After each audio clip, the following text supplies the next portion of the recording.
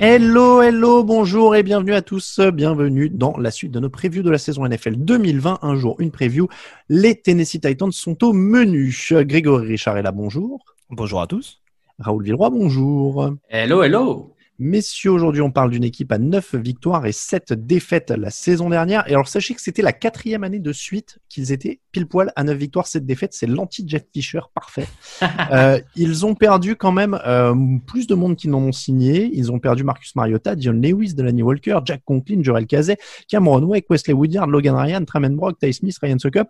Et ils ont ajouté seulement Ty Sambrailo, Jack Crawford, Vic Beasley, Nick Dunbar et Jonathan Joseph. Sur la draft, ils ont drafté le tackle Isaiah Wilson, le cornerback Christian Fulton et notamment le coureur Darrington Evans.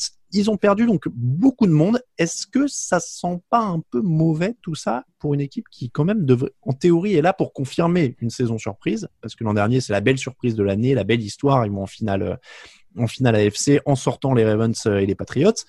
Mais la défense, c'était déjà pas leur point fort. Perdre Jurel Casey contre pas grand-chose. Alors, on va pas refaire les détails de l'échange. On les a fait dans les podcasts Free Agency.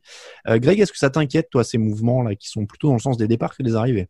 Alors, sans trop vendre la mèche, parce que on va prendre point par point, mais en tout cas, oui, c'est vrai que ça augure pas forcément de bonnes choses. Il me semble que tu as évoqué notamment le départ des joueurs, mais il y a quand même un départ encore plus significatif, c'est celui du coordinateur défensif, Dean Pease, qui était quand même qui faisait quand même de l'assez bon boulot, notamment sur le run stop, qui était une des forces indéniables des Titans sous sa coupe. Et ça va être à surveiller avec un Mike Vrabel qui va reprendre justement la main. Je pense que si on pose la question aux fans des Texans sur la seule année qu'il a fait à Houston, j'ai pas la sensation qu'il ait vraiment marqué les esprits par son statut de coordinateur défensif. Je suis toujours un petit peu sceptique quant à la double casquette head coach coordinateur défensif. J'étais vacciné encore plus par un certain Dan Quinn l'année dernière. Donc voilà, c'est toujours un exercice un petit peu périlleux. Et en effet, comme tu le dis, si en plus il y a toute cette vague de départ, des arrivées où bon, on a des joueurs qui posent question, des rookies qui peuvent interroger, et puis des joueurs qui arrivent. Mais si on prend l'exemple d'un joueur comme Vic Beasley qui se présente tardivement à l'entraînement, voilà, il y a quand même pas que des points positifs, ou en tout cas, on est quand même pas dans le même état d'esprit pour une équipe qui était clairement sur une bonne vague et que rien n'arrêtait au courant des mois de décembre et de janvier, quoi.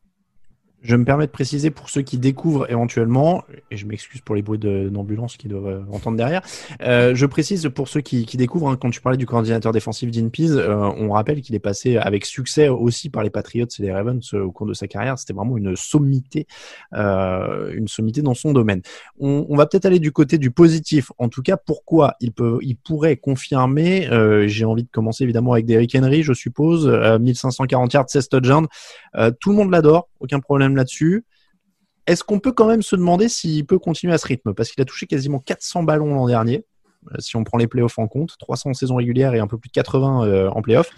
Et il perd Jack Conklin, qui est quand même un excellent tackle droit. Oui, non, je te rejoins. Je pense que c'était déjà plus ou moins le cas, mais vu la dimension qu'il a prise l'année dernière, je pense que Derrick Henry va clairement y avoir un plan qui va être mis en place par les coordinateurs défensifs, qui va quand même malgré tout mettre un petit peu plus de pression sur les autres secteurs, notamment bien entendu domaine aérien. Et c'est vrai que voilà, Derrick Henry va forcément être le joueur important à surveiller dans cette attaque de Tennessee, le joueur qui, comme l'année dernière, au moment où ça commençait à sourire, va permettre justement de tout péter sur son passage, si je peux me permettre l'expression. Mais oui, en effet, ça peut permettre en effet à cette attaque d'être vraiment pleinement performante et de continuer à gagner ces matchs. Parce que je suis pas dans l'idée qu'ils gagnent tous leurs matchs de 30 points la saison passée, quoi, mais ils vont chercher les yards qu'il faut.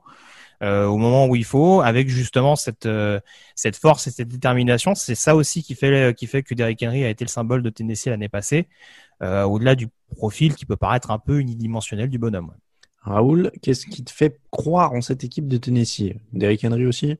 Derrick Henry d'un côté et Ryan Tannehill quand même, qui en cours de saison prend le poste. Alors je sais que vous croyez, que je n'ai pas l'avis de Greg, mais chaque Alain croyait moyennement en Marcus Mariota.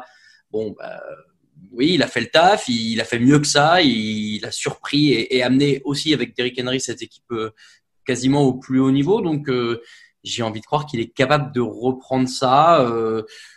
Cette attaque, l'attaque de manière générale me fait croire que Tennessee peut viser au moins aussi bien que l'an dernier. Et Jay Brown, c'était pas mal aussi au poste de receveur. Hein. Alors c'est ça, moi je suis plus rassuré encore par le groupe de receveurs que par Ryan Tannehill. Je dis pas qu'il va s'enfoncer, je dis juste qu'ils ont un super groupe de receveurs avec AJ Brown, qui est une des révélations de la saison dernière, Corey Davis qui est en progrès, Adam Humphries en troisième homme honnête. Par contre, ils ont laissé filer un Delanie Walker, mais de toute façon qui était blindé de blessures de toute façon ces dernières années. Il y a Jonnu Smith, oui, au poste de tight end, c'est peut-être un peu moins costaud au poste de tight end par rapport au niveau très élevé de leurs receveurs, mais je trouve qu'ils ont une belle escouade, que Ryan Tannehill n'aura pas vraiment d'excuses, même si la ligne a perdu avec Jack Conklin, qui s'en va. Mais honnêtement, il a le matos. Après, je pense qu'il fait partie de ces quarterbacks où il va faire débat et où ça va être un peu un référendum sur lui aussi. Mais je pense qu'il est habitué depuis le début de sa carrière, parce que c'était déjà un peu le cas à Miami tous les ans. L'an dernier, c'est 22 touchdowns pour 6 interceptions. Il aura une moins bonne ligne parce que Conklin est parti, fatalement. Il aura une défense qui risque d'être en baisse aussi. Mais voilà, il a montré des belles choses l'an dernier. Il a un bon groupe de receveurs. Il a un super coureur pour l'aider. Donc pourquoi pas.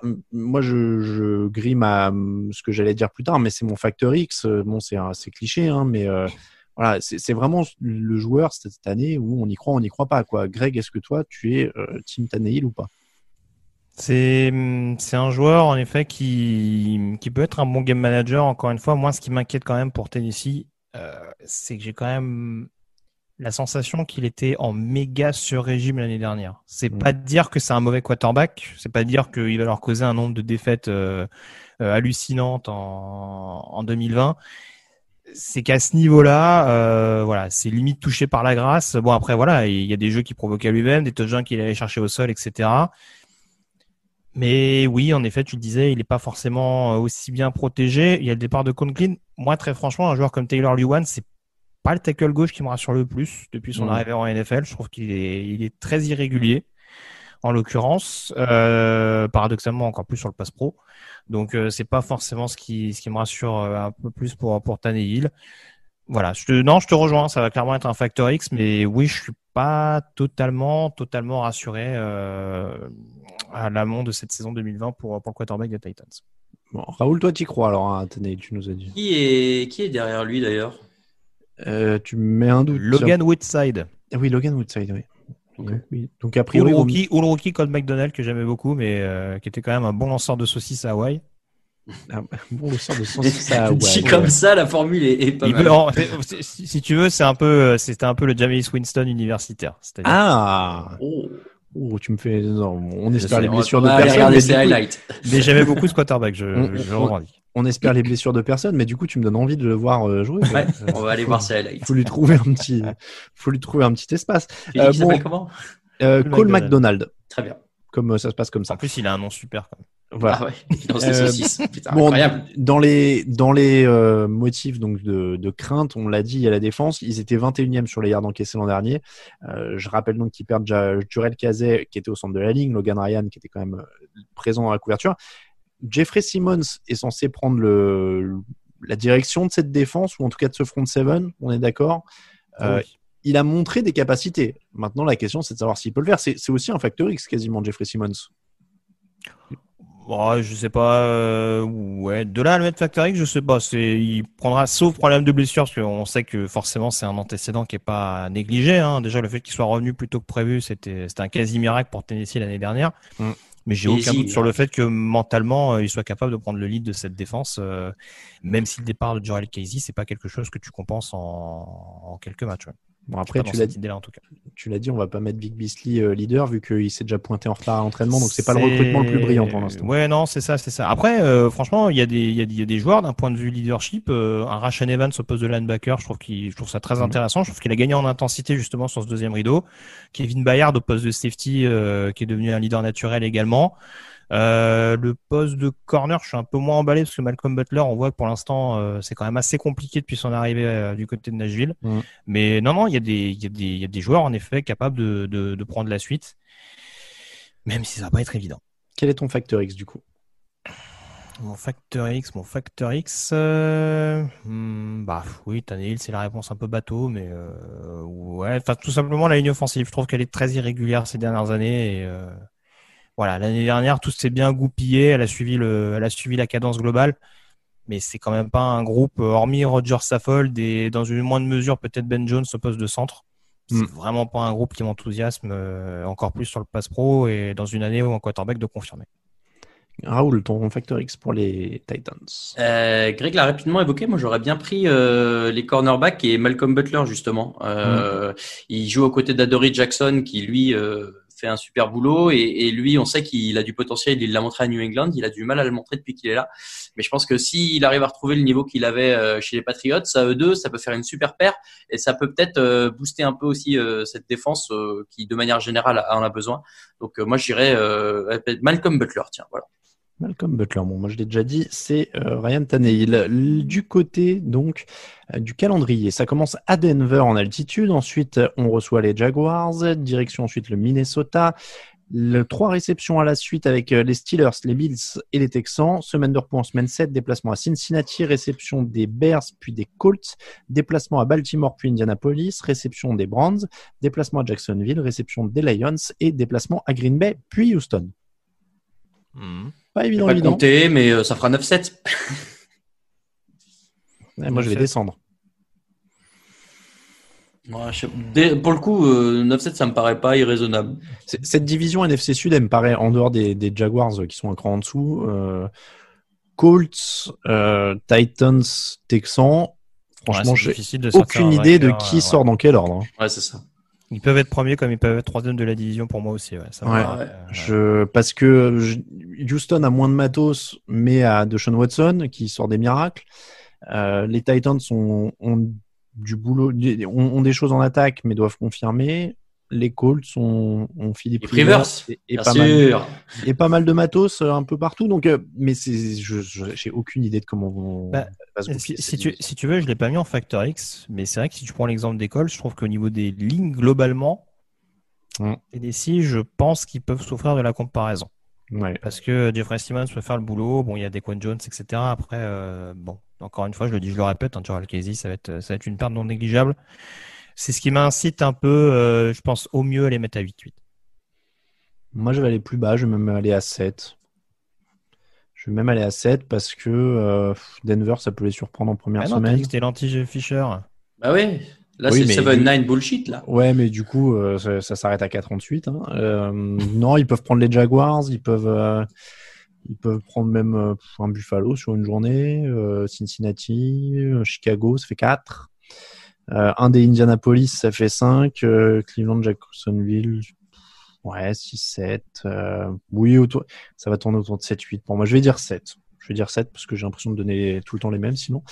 Donc 7 pour moi. Raoul, t'as dit combien? Excuse-moi. 9. 9 et Greg 8. 9 et 8. Bon, bah voilà, 7, 8, 9. Faites votre choix. C'est la fin de cette preview des Tennessee Titans. Merci de l'avoir suivi. On remercie tous ceux qui nous soutiennent sur Tipeee. N'hésitez pas à aller rejoindre. On fera tous les remerciements à la fin lors de la première émission complète, de la saison. Vous retrouvez toutes les previews en version écrite avec le point de vue d'un autre rédacteur de TD Actu sur le site. Pour nous suivre, Twitter @TDActu, Facebook @TDActu, Instagram @TouchdownActu. On vous rappelle que toute l'actu de la NFL, c'est sur tdactu.com. Merci beaucoup Raoul. Merci beaucoup Grégory. À demain pour une nouvelle preview. On se quitte en fight song, évidemment. Iha, comme on dit dans le Tennessee. They used to be the Oilers a long, long time ago when they played in the Houston Astrodome. They've gone from being spoilers to starting 6-0 since they moved to Tennessee to call it home. They had a Music City miracle to conquer Buffalo. Then they came within a yard of winning in the Super Bowl. They've had the same head coach leading all the way. That's one of many reasons that I'm loving how they play. They're the Tennessee Titans. They're the